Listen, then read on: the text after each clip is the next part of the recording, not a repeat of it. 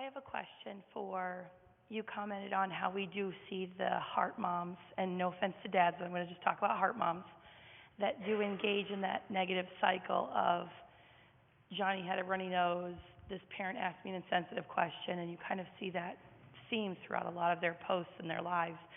How do you feel as supporters of Mended Little Hearts in our groups, reaching out to these families, how can we help support them to bring them out of this cycle and help them realize that there is more things out there, and to kind of start focusing on that, practicing the positive? Yes, because it's very easy to play the victim. It's very comforting, and it's much harder to take the other choice. I think the biggest thing that we can do as a community of heart moms are not to engage these comments. When you see the rants going on, is to not respond. Because when you do, you're giving power again. And what you want to do is keep your power. So when you've got a mother ranting on about, oh, can you believe this and this, and then the next one's like, oh, I know, that totally frustrates me, and then the next one, it becomes again, I don't want to sound insensitive, but I'm in there. I'm in that boat with y'all, so I get it.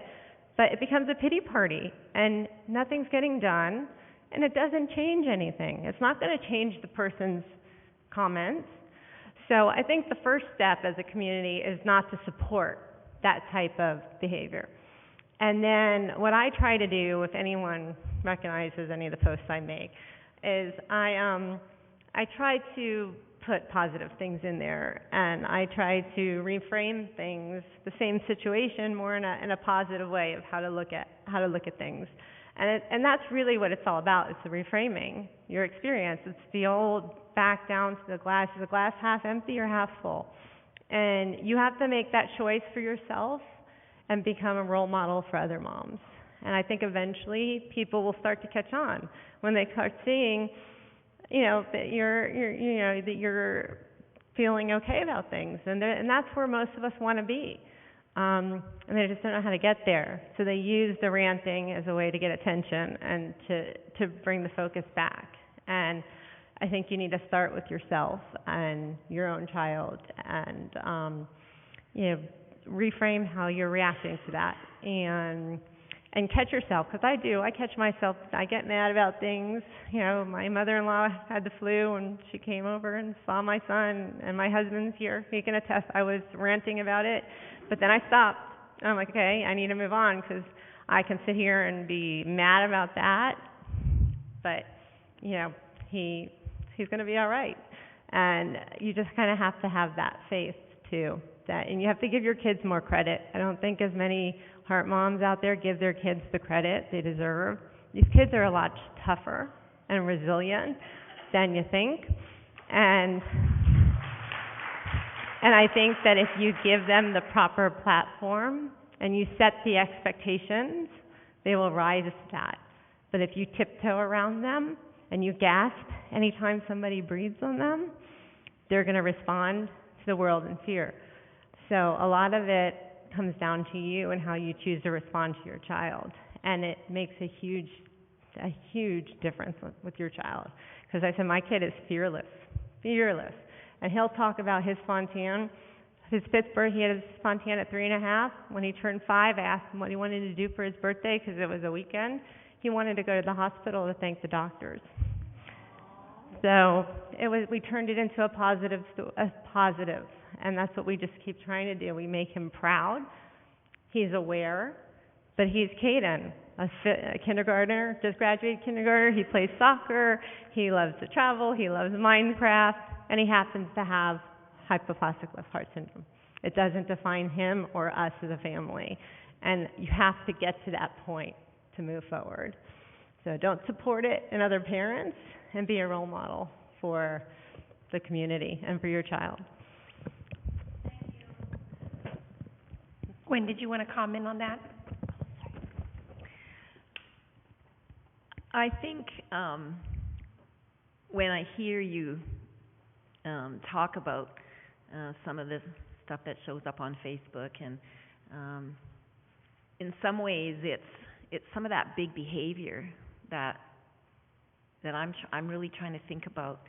And I think, again, I don't think any parent is, doing this to get attention, or they're, yeah, exactly. I think, again, it shows what a huge experience you've been through, and it shows just the depth of emotion that is in you. And even when you're referring to the mother-in-law coming over, I sense that when you talk to your husband, he probably was able to comfort you in some way. And but he heard you. So I guess I think that we can really look at some of this and go, okay, I totally agree that there's a place for behavioral modification, and if your child is screaming and yelling every time you go to the grocery store, there's some things you got to do about that. So I think that's what Dawn is saying. There are some boundaries, but behavior is always a roadmap to what's going on emotionally, and we have to be careful. And I'll just think about the kids, because as much as we want to control their behavior, sometimes we want to extinguish some of their behaviors. Just make sure you really get the roadmap messages first, because the behavior is telling a lot about what's going on emotionally, and that's what we want to focus on, the emotion as well. Okay, next question. How do you not feel guilty that my child is doing so great? It's like a comparison, well, my child's sicker than yours, or what do I do? I can speak to that because we're in the same boat with my child. He's had his 3 surgeries, his 2 pre-op caths, and that's it. We've never, knock on wood, even been to the hospital since then. And I get that a lot. I don't necessarily fit into some of the heart mom groups because they almost discount me as a heart mom because I haven't had the major experiences. And it is, and it becomes and anyone, again, who's on social media sees it becomes a competition with the moms. Oh, well, this one is more serious than this one and this one. And I think this goes back to what Gwen was talking about. If a mom's acting that way, she's acting from, there's an emotional hurt there, and the behavior is coming from there. And I think, and same with the moms that are complaining for whatever reason, it's because when you make this sense front and center in your life, you're not looking at anything through a clear lens. You're looking at it through the lens of a CHD mom, and you don't have that any outside perspective. So I think when moms are doing that and saying that, you're not going to change their minds. They're still in that victim mentality. You just need to empathize with the fact that they're coming from a place of trauma. They're coming from a place of hurt. And they're not dealing with it as well as you are. And I don't think there's anything you can say.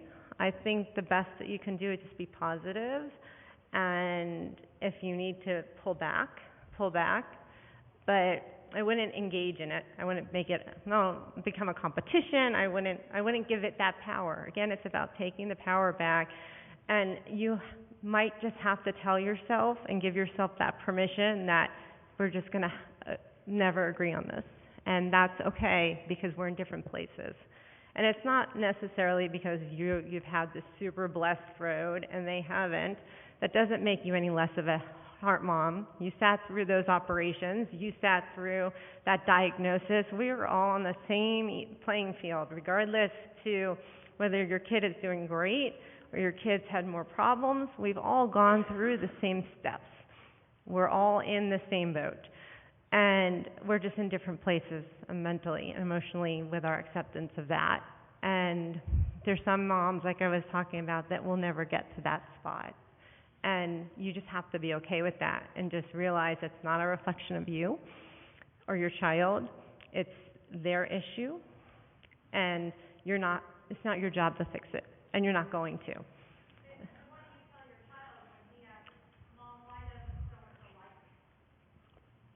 I would, mhm.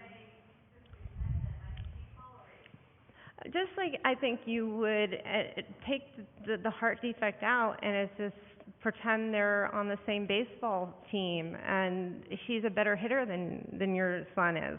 You know, and you just explain it in that sense that there's, you know, some people, you know, I wouldn't necessarily go, well, you have an older son who understands jealousy, but I wouldn't make it about blame, but by explaining that they're just in a different spot than you are, and you want to have a different understanding than they do, and although you don't agree with how he's being treated, you have to respect that this is where this child is, and maybe one day that'll change, but for now you just have to, you know, you have no other choice but to accept it, because you're not going to change it. You're not going to ever change people. You can only change how you react to them. All right.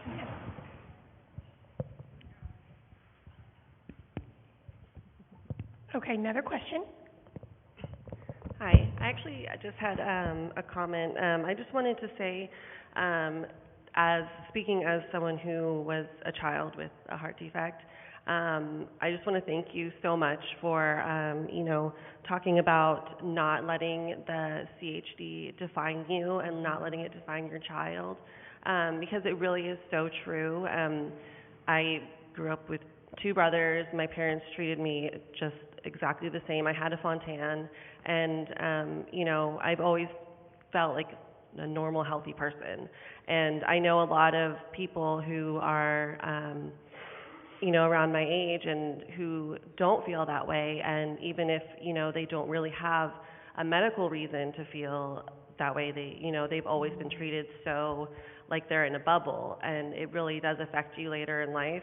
And, you know, I am married, I have 2 kids, and I feel like I probably wouldn't have that if my parents had been more, you know, restrictive and had not let me have that normal child's life. So thank you. Okay, last question. Hello, I'm also a CHD survivor, and I also want to say thank you so much. Everything you guys said was so on point. And one of the biggest things that meant a lot to me, I come from 2 very angry, depressed parents. I know I was a part of that, and I know that. And so something you said was you're so angry and you try to hide the anger, and the hardest part is you are also angry at your child. Mm-hmm. And we know that. Wow. And I think the hardest part for me was watching my parents pretend that I didn't know what was going on. And I just always wished that they could be honest with me and that they could help themselves. And every single person in this room is helping themselves right now. And I'm only saying this because my mom's not here, but she's changing now that things are changing. We're changing together. But growing up, she was very depressed and angry, and because she had a different child and separated me and all of that stuff. And she was very strong and stuff too, but I don't know. I just want you to know that, like, we see you, and just like you said, like, we don't have a mental disability, majority of us. We have a physical disability, so we hear you, we see you, we know everything you're doing. We know everything. We know we're a financial burden. We know all of this. And I've known this since I was 7 years old. And so thank you for everything that you guys are saying. It is very important. And as far as the attention thing, I just wanted to say, if you think your CHD child is ever pretending to get attention, then you're setting yourself up for a very depressed, sad child. I was in that situation too for a little bit. And it's not a good place to be if your parent thinks that all you want is attention. So again, the behavior is very important to pay attention to, and help yourselves first, because honestly, and the bottom line is, we want you to be happy, just like you said, the confidence with, okay, sorry, I'll stop talking, but just like, we just want you to be happy. Like, we want you to be happy, and it helps us be happy. Thank you. And really that was one of my biggest points that I wanted to translate, is that your behavior as a parent does completely influence your child. And that's why it is important to seek that help if you need it and move past that anger stage. 'Cause I can tell you now, I look at my kid, I'm not angry at him one bit. And then even my other kids yell at me that he's my favorite, so, it's managing your emotions if for no other reason. It's for your children, and by also letting them determine their story. I think so many of us as parents want to put everything out there and talk all about our kids, and I've gotten criticized for not, having a Facebook page for my son, but it's his story to tell. And I try to respect his privacy. I use his story when I can to inspire other moms, but it's your story. We're parts of it, but it's about the survivors and you guys are who we look up to as parents. And so thank you for your comments, because it's reinforcing that we're doing a good job and and respecting where you're at. So. And I just want to thank this panel so much.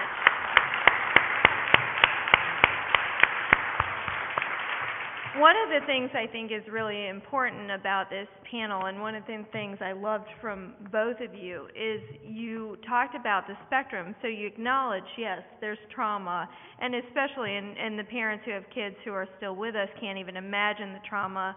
Those of you who have gone through with the stages of grief that you're probably, going through again and again, who have lost their children. And there are real stages of grief and trauma, and I liked that you made a distinction between the trauma and the emotions we feel and actual post-traumatic stress disorder, because I didn't know that until you described it that way. And I think that is important for us to remember, because we do feel like we have PTSD, like in our minds, that's what it feels like. And so it's really good to know that there is a clinical diagnosis and that if you have those symptoms, to get help. And I also liked that you talked about the empowerment, going back to Sandra's theme, and you both talked about resilience and empowerment, and that while some people are in a place where they do need help, and that's okay too, that other people are at an okay place and they need to get their mindset out of the gutters, and into a world where we're looking at you guys. These last two comments were amazing, and we'll have more of that tomorrow with our speakers at the last panel tomorrow, that there are kids with CHD, and if we treat them like they are helpless, they are going to believe they are helpless. If we're angry about CHD, they're going to feel like there's something wrong with them. And in the Little Heart Pack, Mended Little Hearts Produce, we talked about building self-esteem in your child, and that's exactly the types of things that were addressed in there. So I really thank you both for bringing out those points. Now, if you would